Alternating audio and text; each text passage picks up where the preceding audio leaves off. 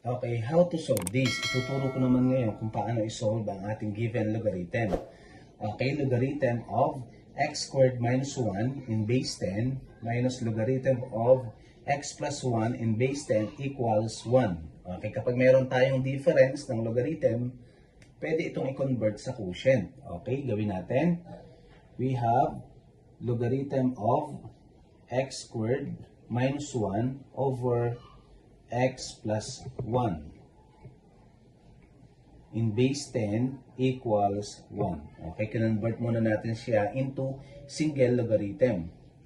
Okay, kapag subtraction, magiging siyang division. Okay, now, ang gagawin naman natin, ang ating logarithmic form ay i-change natin into exponential with equational form.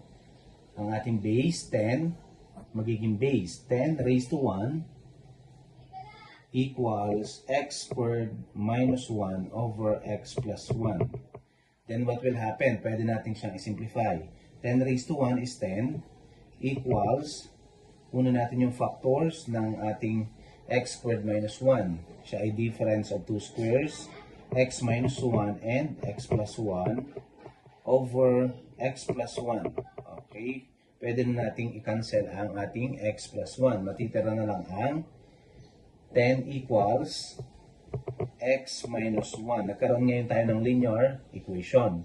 Okay, pwede nating pagpalitin, symmetric property.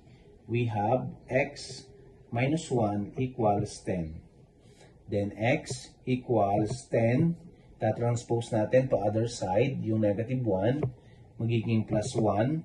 X equals 11.